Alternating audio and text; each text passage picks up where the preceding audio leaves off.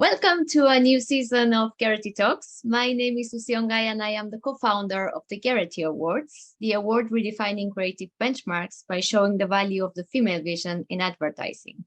With this series, we aim to put in the spotlight the industries through changemakers with a refreshing take on what leadership looks like. Our guest today is Andrea Cook. Hi, thanks for joining us. She is the CEO and founder at Performance Art. So tell us a little bit about your role. Tell us more about Performance Art and your role. Sure.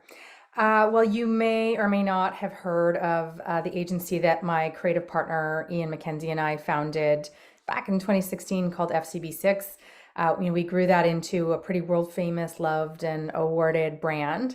And I like to think really started our journey to push the edges of the industry. And Ian and I are lucky now to have a platform, an even bigger platform for change with the chance to build our own network in performance art. Founded on a lot of the same principles around the customer and data and technology, but evolved, obviously, because, well, data never sleeps, does it? My role, gosh, I would say whatever it takes. Sometimes I'm the visionary, sometimes I'm on the dials in the work, chief cheerleader and like coffee maker. I don't know. Whatever it takes. That would be my answer to my role. Okay. And you were rewarded at the last Gerety Awards with a gold and 2 silvers for the Black Elevation Map campaign. Can you tell us about it? Sure, I'd love to. So this is work that we did for our clients, Black and Abroad. They are a US-based travel company that services the modern Black traveler. Lots of people are familiar with the previous campaign that went out called Go Back to Africa. Was recognized in pretty much every single major award show that exists out there in the world. And this was the follow-on to that. So the bar was high. No, I don't know that anyone loves to do a follow-on to something as big as Go Back to Africa, but it was an incredible time, an incredible campaign with amazing clients. And, you can imagine as a travel company coming out of the pandemic, or, really when we started it, really still in the pandemic, there wasn't global travel happening. And we needed to do, a campaign for these guys that was going to not only continue to kind of hold the bar on what they are as an organization in kind of evolving the travel industry for African-American travelers, but also something that was going to actually resonate during COVID. So what we did was built what's called the Black Elevation Map, and it is based in data visualization. If you can think about a topography map where you measure height, what we've actually done is gathered Black cultural data and built the topography to scale in accordance with that. So presence of Black-owned business and so on. And so what you can actually do is navigate around the United States and find, based on your specific area or your city or your state, elevation of Black culture in that area. So it's been really, really, really well received by the community, already starting to be celebrated. Gerety was one of the first shows actually that it went into. So and has done amazing things for the client in terms of booming their domestic travel side of their business as well. Cool. Yeah, I was going to ask you about the feedback, but I guess you've already answered that it was great.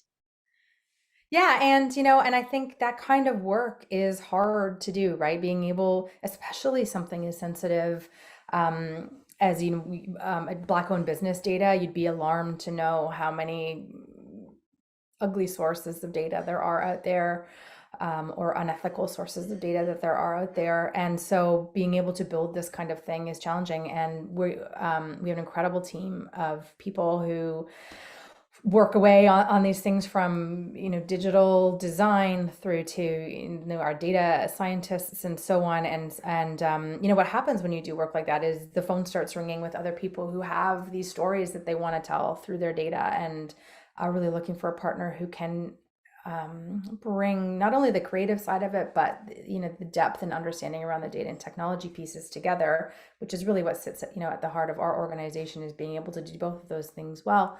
To help tell stories for their brands. And so the phone's ringing a little bit off of that one to do similar things, which is great. That's cool.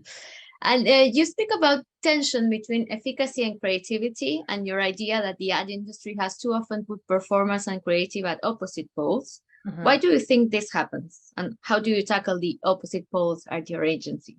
Yeah. Oh, I think it started with, you remember the terms above the line and below the line? We used to talk about brand and then everything else that the poor cousins got to do back at home. I think it started with that. I think it was always sort of seen as there's this work that is big and beautiful and anthemic and drives emotion and builds equity in a brand. And then there's the kind of everything else. And that everything else tended to be more depth in technology, into the data, more measurable, more of that harder working, demand style work. And so what I think we've evolved to as an industry is a place where you have to kind of choose. Clients feel like, oh, okay, I'm going to do brand work that is beautiful and creative and emotional and does all those things. Or, oh man, I really got to drive my bottom line. So let me get on some performance stuff. And then with that, I think there's an acceptance that higher performance level work doesn't have to be beautiful and doesn't have to drive brand and doesn't have to build equity. And that's a mistake, because you can actually do something that does both of those things. And when you're doing it right, it is building the equity behind your brand and driving loyalty and performance at the same time. So attention is absolutely 100% there. I mean, we get briefs, daily phone calls from people saying, wow, if I have work that looks like brand and acts like performance, that's going to make me pretty happy. So that's what we do. And I think it requires a team of people who have a depth and understanding in creativity and understanding what that means and how to storytell and how to be conceptual and do big idea thinking, but also really has a depth in technology understanding and how to get the most out of an Adobe platform or build a tech stack or build a data structure. And if you think about it logically, it kind of doesn't make sense that in today's world there's creative agencies who build creative without understanding that piece. Because how do you get that creative out into the world that is living in that complexity, or vice versa, that there's really high tech companies that understand how the muckety muck kind of works, but don't really know how to get to great creative. And so we sit in a place that does both. And had it been easy to find these people you want to work with? Because everybody's talking about talent moving to other things and Yeah. advertising, or I yes. think I always say you can't fake data. And I think if you have someone who's really curious, who really wants to understand the thing that we do, you want to come to a place that really actually knows what they're doing. And there's a lot of fakers out there, and I think a lot of people are still learning, and that's good. And lots of places different people can go who are at different levels on that journey. But if you really, really are into this stuff, I think you want to be in a place that really, sorry, there's my dog. I kind of knew that was going to happen at some point during this conversation. That's Louis, everyone, if you're interested. He's a 100-pound Bernedoodle named Louis. Anyway, so I think we have, of course, everybody has had struggles during COVID. I think with talent, we've had a pretty high retention rate, all things considered. And I think it's because when you're a high technical developer, you want to work on highly creative things versus just kind of coding, the regular. Or if you're really, awarded and recognized creative, it's kind of neat to be doing that skill or applying your practice in a place where other people aren't already painting, And so I think we get more than our fair share of people who are curious, and then they stick around because they're doing the best work of their careers. So curiosity is definitely something important. Uh-huh. And what made you want to focus your interest on data and creativity? Well, I'm a dork, so it started there. No, I grew up on the kind of data technology side of things. I'm fascinated by impact, and it doesn't feel good to me to just put something out into the world and never know if it had an impact or had created any value. So I think the data side was always just sort of in my DNA. It's in all of our global leadership teams' DNA, all of our teams' DNA. And then the creative side, again, I think you can't make anything connect if it doesn't appeal in a really genuine way to people. And creativity is the way to do that. I think there's lots of ways to tell a story, but a creative one is always going to land better, a strong creative one. And so again, being able to marry those two sides is kind of untouchable. And so far so good. I think we've still got a little bit of white space where we're doing stuff that no one else is. Phew, for now, anyway. And what projects are you currently working on that you can tell us about? I know. I was trying to think about this, and so limited on what I can share. We've got 2 or 3 briefs in right now that have come directly from our past work. So people have called and said, I want to go back to Africa. I want, publicly traded. I want a Black elevation map. So some really cool brands on there that I'm not allowed to talk about. But really recent work that just launched that is in its evolution is Hofmeister Kink that we did with BMW, who's one of our North American clients. So that is, do you drive a BMW by chance? No, Okay. I know some people that do. Okay. The back window of a BMW has an angle that kind of angles towards the front of the car. It's called the Hofmeister Kink. It's a design element that's been part of the design of BMWs for 60 years. And it's emblematic of sort of forward momentum. And what we did was trained an AI to understand what a Hofmeister Kink is, because they differ based on model or year of the model or design of that car. And so we trained an AI to understand all those different permutations of what an Hofmeister Kink is. And then we pointed the AI at the roads of the United States. And we identified every single Hofmeister Kink shaped road in the US and have built sort of a customer engagement platform. So it's sort of based in CRM, really. So if you drive an X5, here's the Hofmeister Kink closest to your home that is the same kink as the kink on your car, and you can go and drive it. So there's a gamification layer and a tie to in-app, and the evolution of it is really going to be into in-car driving data. And I'm a firm believer in that the future around communications is going to continue to be based in the customer, and things we've always done are not going to be impactful. And so starting to build those communities and those platforms and those places where that kind of individualized engagement is possible is the future. So we really built this with the intent of setting ourselves up for the 3, 5, 10-year future with BMW, whether or not it's the Hofmeister Kink outer skin, the data and the infrastructure that will sit behind that, the gamification layer and the data layer of that will be enduring. So very, very cool. Check it out, hofmeisterkink.com. Okay. And you have been recognized for leading the charge at Campaign US Female Frontier Awards, nominated for Executive of the Year by Ad Age, and you have been named to Campaign US 40 over 40. What do all these recognitions mean to you? And congratulations, by the way. Oh, thanks. Yeah, I was just saying, nothing like telling the whole world you're over 40. I've fortunately got a lot of notes from people saying, I thought you were just 39. So, so thank you everyone for that. I think the world of advertising has come a long, long way in the last couple decades that I've been in it, but I still think we have a really long way to go. I consider myself privileged as far as privilege goes, but I still have had to overcome to accomplish the things that I've done in my lifetime. And I think I've had to work a lot harder than some and be more patient and fight a little harder and speak a little louder and overcome. And so those things mean to me that they're kind of mile markers for me on a journey that has been tough at times. And I think as a woman, I like when those tough times happen, I like to think about one less person. I have 3 daughters. So, maybe saving my daughters one foul conversation, or saving your daughters or, everyone's daughters or friends one conversation, one hardship. So it means that to me. And listen, there's people who have struggled harder and worked harder than I have, for sure. And I think those awards, all recognize those that have overcome, and we should continue to honor that. And you have published on thought leadership.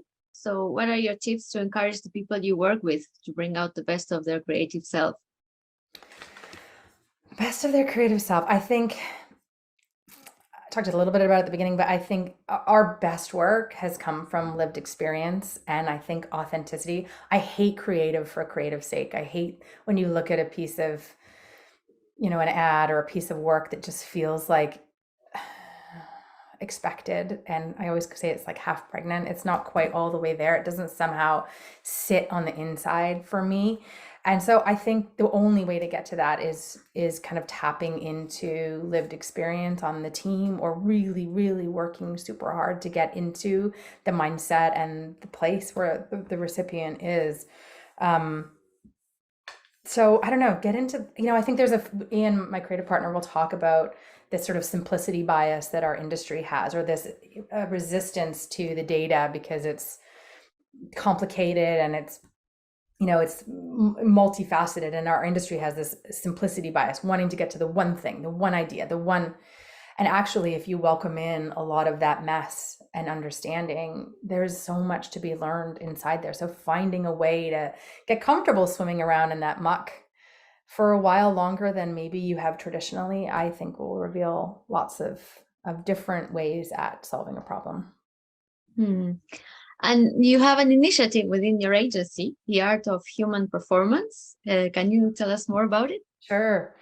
Well, this was coming out of COVID, so it's called The Art of Human Performance, and the idea behind it is simply just helping people be better humans. It's not about being a better account person or a better strategist or a better creative. We all have hard things going on in our world. Maybe you're a new mom, maybe you're going through a personal matter, maybe we get a lot of people who are in the, taking care of their parents and taking care of their children, or need some advice financially, or, have come through an illness, or just need to learn how to relax a little more. So it's designed to do that. It's designed to help you be a better human. A lot of focus on return to office right now and finding a happy way for people to, be their best selves at their work, whatever that looks like. But, we'll have meditation things and kind of the obvious bits around wellness, and then some of the less obvious stuff, like dealing with those, how to have a tough conversation with your partner. Those kinds of things I think are so important to happiness overall. And when you're your best self, you're happier at your work, and you do your best work because you're not kind of preoccupied with other things. So that's what it's all about.